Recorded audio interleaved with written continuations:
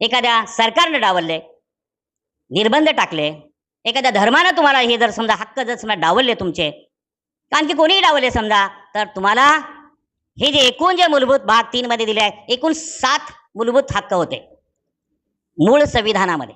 किती? एकूण 7 मूलभूत हक्क होते. मूलभूत हक्क म्हणजे हे जे मूलभूत आहेत हे व्यक्ती विकासासाठी, समाज विकासासाठी, देश विकासासाठी आहेत. ह्या हक्कांना विशेष अशा प्रकारचं महत्त्व आहे.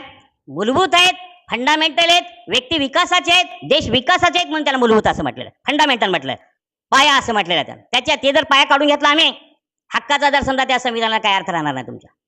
म्हणून त्याला पायाभूत असं म्हटलेलं आहे, मूलभूत असं म्हटलेलं आहे, फंडामेंटल असं म्हटलेलं आहे. पण आणखी एक शब्द त्याच्यामध्ये, हे भारतीय संविधानामध्ये डॉक्टर बाबासाहेब आंबेडकरांनी त्याच्यामध्ये हे सगळे नमूद केलेले आहेत. हे सगळे हक्क तुम्हाला भारतीय संविधानामध्ये आर्टिकल तुम्हाला 12 पासून ते 35 आर्टिकल पर्यंत तुम्हाला सर्व अधिकार भेटतील. समजून घेतलात. आम्ही फक्त वाचन करत असतो. वाचन करण्याला अंडरस्टँडिंग येते, थोडंसं त्याचं कम्प्रिहेन्शन झालं पाहिजे, ते बुद्धीच्या पटलावर गेलं पाहिजे. तेवढंच नाही, ते तुम्हाला आकलन झाल्यानंतर त्या जे काही त्याचं तुम्हाला युटिलायझेशन करता आलं पाहिजे, त्याचा व्यवहारामध्ये उपयोग करता आला पाहिजे. म्हणजे समाजासाठी त्याचा उपयोग करता आला पाहिजे, देशासाठी त्याचा फायदा काय, फायदा आहे का त्याचा काय?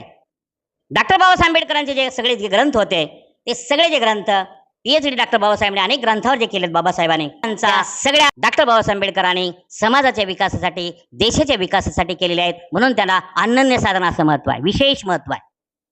तुमचं ज्ञान तुमच्याकडे असून नाही चालणार. 7 अधिकार हक्क तुम्हाला देण्यात आलेले होते नागरिकांना. समानतेचा हक्क, राईट टू इक्वॅलिटी. आर्टिकल याच्यामध्ये 14 ते 18 आहे. त्या आर्टिकल जर समजा तुम्ही लक्षात घेतला 14 आणि 18, त्याच्यामध्ये समानता तुम्हाला म्हणजे काय, इक्वॅलिटी म्हणजे काय, कशाला इक्वल म्हणायचं. समानतेच्या हक्कामध्ये आर्टिकल 14 ते 18 मध्ये 2 गोष्टी फार महत्वाच्या आहेत. सगळ्या मी वेळेअभावी समानतेच्या हक्कामध्ये, त्याच्यामुळे डॉक्टर बाबासाहेब आंबेडकरांनी कायद्यासमोर सर्व समान, एक समानतेच्या कायद्याचे सर्वांना समान संरक्षण, हे 2 गोष्टी फार महत्वाच्या आहेत. त्याच्यामध्ये भारत हा कायद्यावर चालतो, भारत हा संविधानावर चालतो. कायद्याचं राज्य आपल्याकडे आता राणीचं राज्याचं राज्य आहे का आपल्याकडे? नाही, कायद्याचं राज्य आहे. म्हणून कायद्याप्रमाणे तुम्हाला त्या ठिकाणी हे सगळे लोक, सर्व नागरिक, सर्व व्यक्ती समान आहेत.